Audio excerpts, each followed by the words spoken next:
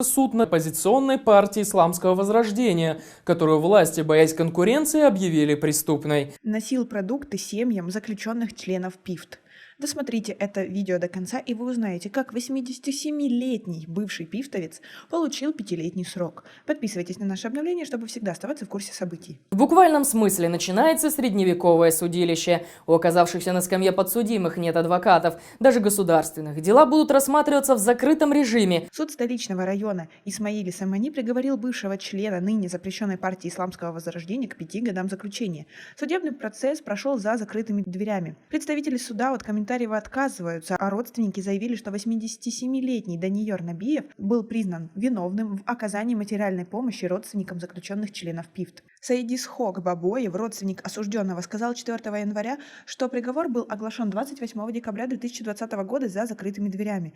Источник в суде Исмаили Самани подтвердил сообщение о приговоре в отношении Набиева, но не стал комментировать ввиду того, что на дело был наложен гриф секретности. Махмадид Тишаев, экс-глава отдела ныне запрещенной ПИФТ по району Рудаки, сказал, что по имеющейся информации Даниёр Набиев был задержан в сентябре прошлого года в своем доме в кишлаке Гулбута Джамуата, Чимтепа. Официальные структуры ничего не сообщили ни о его задержании, ни о приговоре суда. Он в праздничные дни относил семьям заключенных членов ПИФТ продукты, мясо и фрукты. Поэтому его задержали и отправили за решетку, подчеркнул Тишаев. Неизвестно, какие именно статьи были инкриминированы Набиеву. Как вы относитесь к тому, что человека посадили просто за то, что он носил продукты людям? Не имеет значения то они и за что они были осужденные. Напишите нам, пожалуйста, свои отношения в комментариях. За последние несколько месяцев в суде столичного района Самани прошло несколько процессов в отношении членов запрещенной ПИФТ и их соратников. Недавно здесь же прошло судебное заседание по делу Джалалиддина Махмуда, бывшего члена Высшего политсовета ПИФТ, который в 2019 году вышел на свободу по амнистии после отбытия срока заключения.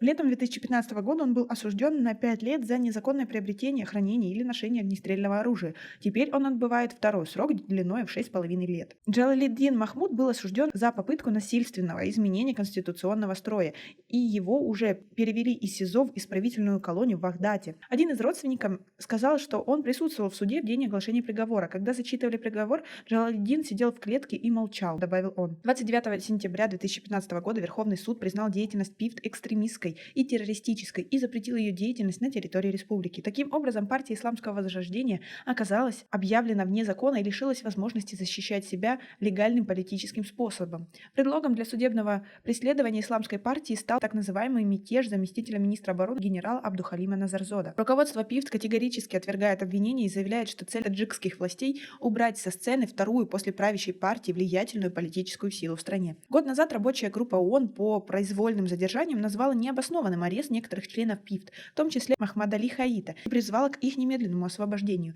Однако таджикские власти отвергают подобное заявление, подчеркивая, что следствие и суд над членами запрещенной ПИФТ проводились в соответствии с законодательством Таджикистана.